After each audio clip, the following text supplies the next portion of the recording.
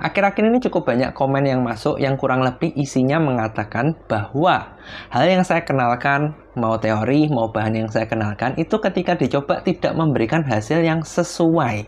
Jadi bisa dibilang ya tidak terbukti lah apa hal yang saya sampaikan ini. Nah, kalau saya ditanya seperti ini, jawaban saya selalu cuma satu. Kalau pabrikan bakso, mau itu yang skala masih kecil home industry sampai yang skala nasional bisa menjalankan apa yang saya sampaikan dan mendapatkan hasil yang bagus, berarti kira-kira masalahnya di mana? Kenapa kok kitanya yang menjalankan ini kok nggak bisa bagus? Yang membedakan apa? Padahal kalau bahannya sama, caranya sama, harusnya hasilnya sama dong. Tapi kok ternyata beda. Nah, hari ini kita akan membahas tentang apa saja kemungkinan yang bisa membuat hasil kita ini berbeda, kok jadi tidak sebagus yang diceritakan. Kalau Anda sudah nyoba apa yang saya sampaikan ternyata gagal, jangan berkecil hati. Karena dari pengalaman saya nih, pabrikan yang skalanya sudah nasional pun skalanya sudah besar, ketika mereka pertama kali nyoba juga hasilnya tidak bisa 100% bagus. Mereka sering gagal juga dan butuh penyesuaian. Hal ini karena ada 4 faktor yang akan menjadi pembeda kenapa bahan yang sama, resep yang sama dicoba kok hasilnya bisa beda-beda. Nah, faktor pertama yang paling sering umum terjadi itu adalah karena dari kualitas si daging yang kita pakai. Kalau kita ngomong bikin bakso, tentu kan bahan-bahannya itu apa disiapin, terus resepnya bagaimana, bahan tambahnya apa, ya kan? Nah, paling mendasar itu adalah dagingnya. Kenapa? Karena kalau kita mau membuat hasil bakso yang bagus, nggak cuma bakso sih, mau sosis, nugget, dimsum, pempek, dan sebagainya pun, hal paling mendasar yang akan paling krusial memberikan hasilnya itu selalu dari daging. Nah, daging itu ada 2, yaitu dari protein dan juga amino acidnya. Yang jadi masalah, kualitas daging ini susah sekali dianggap sama. Contohlah, misalkan kita bikin bakso menggunakan daging sapi. Anda kalau coba daging sapi dari Australia sama daging sapi misalkan dari India, Brasil, sama-sama sapi, sama-sama impor, kualitasnya kok bisa berbeda? Kenapa? Jawabannya karena kembali kandungan protein dan aminonya berbeda karena makanan mereka berbeda. Karena lingkungan mereka berbeda, waktu penyembelihannya pun berbeda, sehingga hasilnya beda-beda. Itu dari sapinya nih. Terus kalau dibilang satu ekor sapi yang sama, bagian yang berbeda, misalkan paha sama bagian punggung, hasilnya itu juga akan berbeda. Makanya kalau sudah seperti ini, wajar kalau ternyata Anda menggunakan resep yang sama, bahan yang sama, tapi hasilnya nggak 100% sama, kemungkinan karena ini. Kalau pertama tadi adalah masalah daging, masalah protein, masalah amino. Hal kedua yang saya menjadi pembeda adalah takaran es, di mana ini sering kali diremehkan orang-orang karena umumnya ya menganggap bahwa takaran es itu kan yang menentukan si tukang giling. Jadi ya sudahlah. Nah, bertahun-tahun saya dari memulai channel HM Prasaja ini hingga sekarang, masih banyak sekali saya temui orang yang tidak tahu takaran esnya berapa. Bahkan yang parah sih, cuma pokoknya giling bawa daging 1 kilo, tepungnya berapa, nggak tahu. Esnya berapa, lebih nggak tahu lagi. Padahal, es ini sangat-sangat krusial sekali. Nah, kalau Anda ternyata sudah punya resep, yaitu dari dagingnya sekian, tepungnya sekian, bahan tambahnya ini, tapi tidak tahu esnya berapa, bisa jadi ini yang bikin hasilnya tidak sama. Kenapa? Es mempunyai 2 faktor krusial yang penting, yaitu yang pertama, dia kalau kebanyakan, itu akan menghasilkan hasil yang lebih empuk, lebih lembek. Tinggal seberapa parah kebanyakannya. Yang kedua, es ini krusial karena dia membantu suhu untuk lebih rendah, lebih dingin. Nah, prinsipnya kalau kita tadi nomor 1 adalah masalah daging adalah di protein. Protein itu bisa lebih aktif, bisa memberikan hasil yang lebih kenyal ketika dia mendapatkan suhu yang dingin. Jadi ketika digiling, itu kan kena pisaunya, kena mesinnya itu kan panas. Semakin banyak esnya, itu semakin dingin, hasilnya dia akan lebih kenyal. Cuma yang jadi masalah, tidak boleh terlalu banyak juga. Nah, ini triknya yang susah. Makanya kalau Anda sudah bikin resep yang sama, bahan tambahan yang sama, tapi hasilnya kok kadang oke, kadang enggak, kadang oke, kadang enggak, bisa jadi ini faktor esnya. Sebisa mungkin Anda harus menakar, dan saya tahu sih memang kesusahannya adalah kalau Anda nggak punya mesin giling sendiri, atau Anda menentukan es yang pas itu berapa banyak, itu memang susah.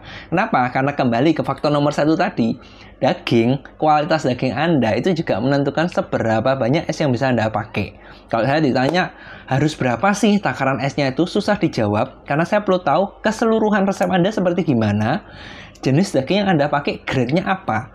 Karena secara teori ya, secara gampangnya aja, semakin bagus grade dagingnya, semakin banyak es yang bisa kita gunakan. Jadi kan suhunya semakin rendah tuh, semakin bagus. Tapi, semakin jelek grade daging yang kita pakai, tentu esnya tidak boleh terlalu banyak, karena kalau sudah kebanyakan, tidak bisa diikat, makanya hasilnya itu lebih empuk. Nah, jadi sudah dua hal yang perlu kita ingat, kualitas daging itu mempengaruhi, dan es juga tentu pasti sangat mempengaruhi. Bahan-bahan sudah, 1, 2 adalah daging, dan es yang ketiga yang sering diremehkan adalah proses giling. Nah, ini bisa berlaku umum, mau Anda yang di penggilingan atau Anda yang sudah punya mesin sendiri dan coba sendiri. Proses giling ini sangat pengaruh karena resep yang sama, kualitas daging yang sama, bahan tambahan pangan yang sama, tapi resepnya berbeda, hasilnya bisa berbeda. Dan ini akan semakin nyata, semakin kelihatan, semakin terasa kalau kita bikinnya yang semakin kelasnya murah. Lantas kalau sudah seperti ini, proses giling yang paling tepat gimana? Itu kuncinya satu sih. Yang pertama, kita harus mengaktifkan protein dari daging seoptimal mungkin.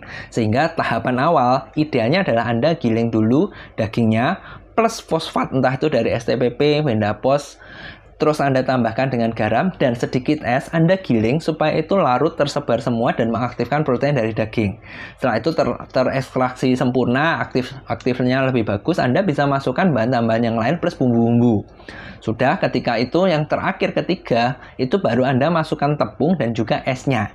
Kenapa kok urutannya harus begitu? Itu karena mengoptimalkan proses ekstraksi protein sehingga hasilnya lebih bagus. Berapa lamanya? Tergantung resep Anda gimana, tergantung mesin Anda kemampuannya seperti apa. Jadi lebih panjang dan tidak bisa saya jelaskan di sini.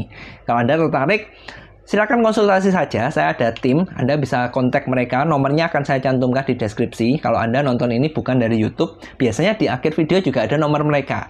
Silakan dikonsultasikan saja, karena ini agak-agak susah, lama waktunya gimana, itu selain dari mesin, dari resep Anda, juga yang ketiga, suhu Anda saat menggiling, ingat tadi nomor 2, es fungsinya apa, itu juga mempengaruhi berapa lama waktu yang bisa kita pakai. Karena kalau terlalu lama, nanti sudah panas, hasilnya nggak optimal, terlalu cepat, ekstraksi proteinnya juga nggak bagus. Nah, jadi ini kan agak-agak hal yang susahnya, ini butuh teknis teori, makanya kalau dijelaskan di video seperti ini 10 menit, 5 menit itu nggak akan cukup, jadi Anda konsultasi saja. Oke, sekarang Anda sudah tahu, Anda sudah pilih dagingnya yang bagus, resepnya kan sudah oke, terus Anda sudah memilih esnya tepat, takarannya, ketika tahapan gilingnya sudah bagus, kok hasilnya tidak bisa bagus sempurna. Keempat, faktor terakhir yang perlu Anda ingat adalah proses rebus. Nah, proses rebus ini masih banyak sekali saya dapati salah kaprah, di mana umumnya ya, yang paling salah itu yang paling sering. Satu, ngerebusnya itu terlalu panas apinya. Terus yang kedua, tidak matang sempurna dalam arti kurang lama, sehingga hasilnya ini tidak optimal. Kenapa kok proses rebus itu sangat-sangat penting? Karena satu, proses rebus yang baik itu akan mematikan bakteri. Semakin banyak bakteri yang mati, semakin awet bakso Anda. Yang kedua, banyak bahan yang baru aktif itu ketika terkena suhu panas yang pas. Jadi saya kasih gambaran dikit gini. Anda ngerebus, bayangkan ini tempat pancinya atau alat rebus Anda. Api itu kan biasanya dari bawah nih. Nah, kalau kita ingat pelajaran SD dulu, suhu itu kan menyebar melalui ada mediumnya. Mediumnya kan kalau misalkan panci ini entah dari stainless, aluminium, apapun itu, apinya dari bawah, berarti kan nyebarnya kemana? Dari bawah ke samping-samping dulu, baru ya kan ke tengah merata. Nah, kalau Anda ngerebus bakso, biasanya suhunya itu kan dari bawah samping dulu kan, sehingga kemungkinan bakso yang Anda sudah masukkan itu tengah-tengahnya itu tidak rata sempurna panasnya. Makanya hal ini yang menyebabkan sebaiknya proses rebus itu tidak terlalu panas dan tidak terlalu cepat. Kenapa? Karena tujuannya kita ngerebus itu selain mematikan bakteri, kita mau bakso ini ratanya itu panasnya dari luar sampai tengah-tengahnya itu sama semua suhunya. Nah, kalau sudah seperti ini, kembali sih, cara rebus ini tidak bisa dianggap remeh, tidak cuma bakso ngapung setelah itu dimatiin, itu nggak bisa. Anda perlu memastikan, meskipun dia sudah ngapung, tengah-tengahnya ini harus pas. Karena ingat, bakso ngapung itu cuma masalah berat jenis, dimana kalau sudah terkena suhu yang panas, dia berat jenisnya lebih ringan jadi mengapung. Tapi bukan berarti mengapungnya ini semua baksonya rata. Biasanya luarnya matang, sudah oke, bagus, tengah-tengahnya belum. Ciri-ciri yang paling umum, satu, Anda belah baksonya tepat di tengah, biasanya masih ada warna kemerahan pink, itu tandanya belum matang sempurna. Atau kasus yang ekstrim, luarnya kenyal, kenyal, garing, enak pokoknya, tapi ketika digigit, tengahnya itu empuk. Nah, itu berarti juga matanya nggak sempurna. Kalau sudah seperti ini, Anda perlu memastikan proses rebusnya tepat. Nah, proses rebus yang tepat kembali, intinya itu Anda tidak boleh terlalu panas dan tidak boleh terlalu cepat. Kalau secara sains Anda mau ideal, Anda perlu menghangatkan airnya itu dalam suhu yang ya kurang lebih sekitar 80-85. Anda rebus bakso Anda, berapa lamanya tergantung ukuran bakso Anda. Semakin gede, semakin lama, semakin kecil, semakin cepat.